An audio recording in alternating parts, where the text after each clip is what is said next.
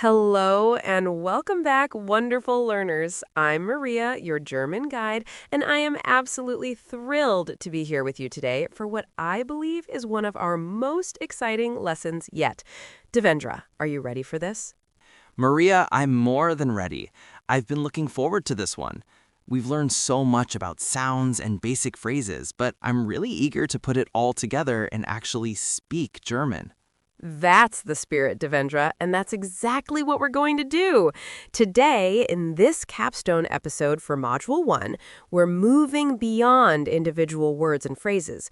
We're going to tackle complete real-life conversations from start to finish. We'll practice meeting new people, navigating shops, and even checking into a hotel. By the end of this, you'll feel genuinely confident making those crucial first impressions in German. Remember how we started with the alphabet and those tricky umlauts, Devendra? We've come such a long way, and now it's time to see how all those building blocks create fluent exchanges. It feels like a big step, Maria, but I'm excited. I sometimes worry about putting sentences together in the right order or choosing the right words, especially when I'm speaking spontaneously. That's a very common and valid concern, Devendra, and it's precisely why we're focusing on complete exchanges today. We'll give you frameworks and phrases that you can adapt. We're going to start with something fundamental, introducing yourself and having a basic greeting exchange. This is where your journey truly begins in any new language, isn't it? Absolutely. It's the first thing you do when you meet someone new. Exactly. So let's dive right into crafting a complete self-introduction. We'll aim for a 4 to 6 line introduction. You already know hello for hello.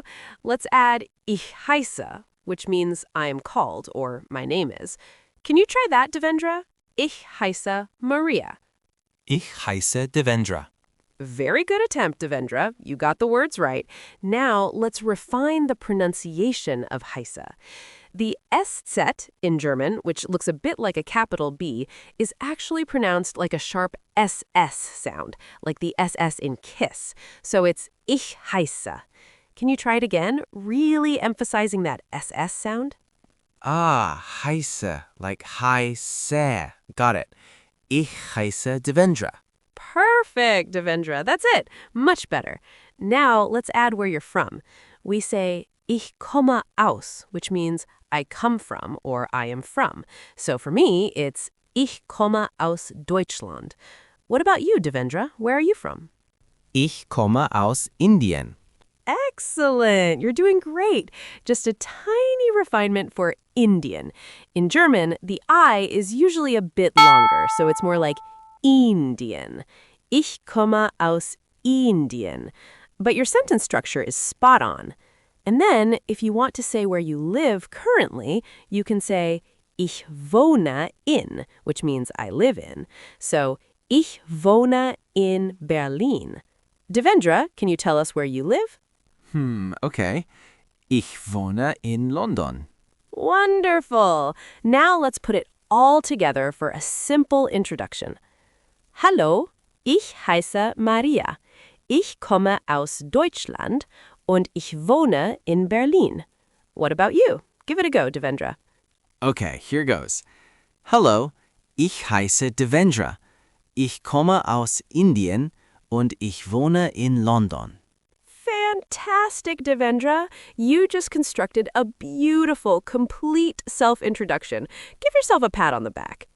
To make it super polite, we often add es freut mich at the end, which means it pleases me, or nice to meet you. Or a slightly more formal option is sehr angenehm, which means very pleasant. Let's try adding es freut mich to your introduction. Hallo, ich heiße Devendra. Ich komme aus Indien und ich wohne in London. Es freut mich. Excellent. That's a perfect 4-line introduction right there. You've got the name, origin, residence, and a polite closing. This is incredibly useful for any first encounter, whether you're at a conference, meeting a new neighbor, or making friends on your travels. It's also important to remember to review your study cards after this lesson for all this new vocabulary, grammar, and cultural insights, and try the practice exercises to really nail your pronunciation and understanding. That makes so much sense, Maria. I often forget to add those polite closings in English, too, so it's good to remember it's important in German. It truly is, Devendra. Now, let's quickly touch on greetings and farewells, especially the difference between formal and informal. You know hello for hello, which is quite versatile, but for a more formal good day, we have Guten Tag. And Guten Morgen for good morning, Guten Abend for good evening, and Gute Nacht for good night. Do you remember Auf Wiedersehen? What does that mean? Auf Wiedersehen is goodbye, right? The formal one. Exactly. And for informal situations, like with friends or people your age, we use Tschüss. Can you try Tschüss? It has that CH sound we practiced earlier, like in Bach. Tschüss. Wonderful. You've got that tricky CH sound down, Devendra. So let's do a quick role play. Imagine you're at a small, friendly gathering and you're meeting someone new. I'll be the other person. You start with your introduction and I'll respond. Then you can try to ask me where I'm from. Ready? Ready. Okay. Hallo, ich heiße Devendra. Ich komme aus Indien und ich wohne in London. Es freut mich. Hallo Devendra, sehr angenehm.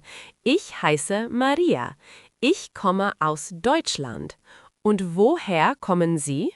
Oh, you use Sie. Woher kommen Sie is how I ask you where you're from, right? So I should ask you, Maria, woher kommen Sie? Precisely, Devendra. Excellent pickup on the Z. That's a perfect question to ask in a slightly more formal setting. And notice how I used sehr angenehm as my polite closing. You're adapting your language choices based on context already. Let's talk more about Sie and du in our next block because it's a really important cultural and grammatical point. I'm glad I noticed it. It's a bit confusing sometimes, knowing when to use which. It is at first, but you'll get the hang of it, Devendra. Let's move on to core teaching block 2, where we'll really solidify the difference between formal Sie and informal du. This is crucial for navigating German conversations politely and appropriately. In German, we have two ways of saying you. Du for informal situations, like with friends, family, children, or people you know well, and Sie for formal situations, like with strangers, elders, in business settings, or when addressing someone with a title. Sie is always capitalized no matter where it appears in a sentence, which is a big hint that it's the formal you.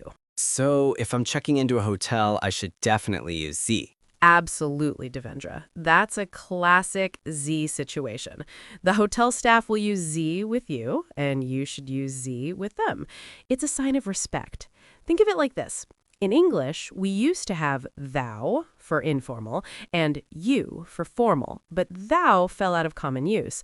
German kept both, and they are very much alive and well. It's a bit like how some cultures use titles like sir or madam more frequently, or have different verb conjugations for respect. It's ingrained in the language. That's a great analogy, Maria. The thou comparison really makes it click for me. So if I want to ask, how are you? Formally, it's wie geht es Ihnen, and informally, it's wie geht es dir? Exactly. You've got it. Ihnen is the formal dative form of Sie, and dir is the informal dative form of du. Let's try asking and answering a few basic getting-to-know-you questions using both forms. Maria, can you repeat that? Maria, can you repeat that? Oh, sorry, my mistake. I meant, can we practice asking and answering a few basic questions? I want to make sure I get the Sie and du right. No worries at all, Devendra. That was a perfect example of asking for a repeat, actually. Yes, let's practice.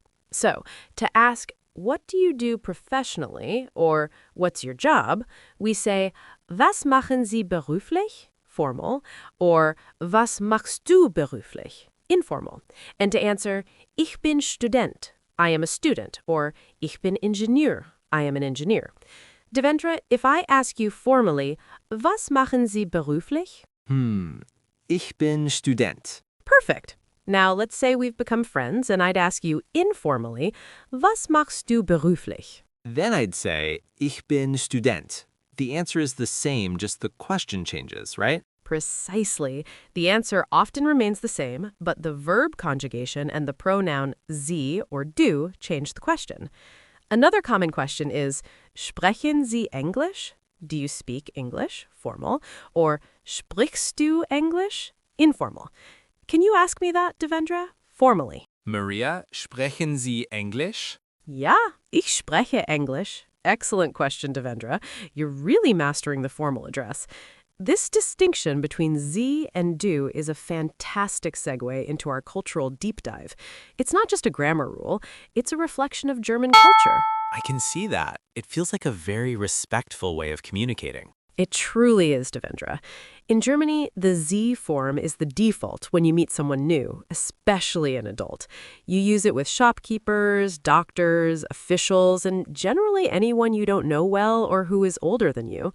The shift from Sie to du is a significant moment in a relationship. It's an invitation to a more personal connection. It usually happens by mutual agreement, often initiated by the older person or the person in a more senior position. They might say, "Wollen wir uns duzen?" Shall we use du with each other? It's a bit like the cultural norm of shaking hands. You just hug a stranger, right? That's a fascinating comparison, Maria. In my culture, we have different ways of showing respect, like using honorifics or specific gestures, but the language itself doesn't change quite in the same way. It really highlights how language and culture are intertwined. Exactly, Devendra. It's a beautiful example of how language reflects a society's values. Rushing into du can sometimes be seen as disrespectful or overly familiar, so when in doubt, always use Sie. It's always safer to start formal and wait for an invitation to become informal. This politeness extends to many aspects of German interactions, valuing directness but also proper form. It's part of why Germans appreciate clear communication, which we've seen even in our pronunciation lessons. That's a really important cultural insight, Maria. I'll definitely keep that in mind. It's better to be too polite than not polite enough. Absolutely, Devendra. Now, let's bring everything together in a final practice session. We're going to do a couple of mini scenarios. First, imagine you're checking into a hotel. I'll be the receptionist. Remember your formal greetings and your introduction, and then I'll ask you for your name. Then we can do a quick shop scenario. How about that? This is great, Maria. I feel like I'm ready to try it. I'm a bit nervous, but excited. That's a perfect feeling, Devendra. Embrace it. It means you're learning and pushing your boundaries. Okay, you walk up to the hotel reception. Action. Clearing throat. Guten Tag. Ich heiße Devendra. Ich habe eine Reservierung. Guten Tag, Herr Devendra. Herzlich willkommen. Wie ist Ihr Name, bitte? Mein Name ist Devendra. Ich komme aus Indien. Excellent, Devendra. You used Guten Tag and then immediately gave your name and even added Ich komme aus Indien, which is a nice touch for a first impression. And you understood my question, Wie ist Ihr Name, bitte? Even though it was phrased slightly differently. Your ability to adapt is impressive. Now, let's try a quick shop scenario. You enter a bakery and want to ask if they have a specific type of bread. Let's say Brot, bread. What would you say? Okay. Guten Tag. Haben Sie Brot? Ja, natürlich. Was möchten Sie? Fantastic, Devendra. You remembered Guten Tag and used the formal Sie for Haben Sie Brot. That's exactly how you would approach a shopkeeper. You're combining all these elements so well. Your progress has been truly remarkable, Devendra. From learning individual sounds to constructing these complete conversational exchanges, you've shown incredible dedication. This is what real language learning is all about. Thanks, Maria. It feels really good to actually use the language. It's challenging, but also very rewarding. I feel much more confident now. And that confidence is key, Devendra. You've successfully navigated greeting people, introducing yourself, asking basic questions, and adapting your language for different social contexts. Whether it's meeting a friend or interacting in a business setting like a hotel or a shop. That's a huge achievement. Make sure you continue practicing these phrases. Langmitra has a fantastic vocabulary section where you can find all these words and practice your pronunciation. Repetition is your friend. I definitely will, Maria. This lesson has been incredibly helpful. Wonderful. Wonderful. And with that, we wrap up our capstone lesson for Module 1. You've taken your first real steps into authentic German conversations. In our next module, we'll build on this foundation by exploring more practical scenarios, like ordering food at a restaurant, asking for directions, and talking about your daily routine. We'll also dive into numbers and telling time, which are essential for everyday interactions.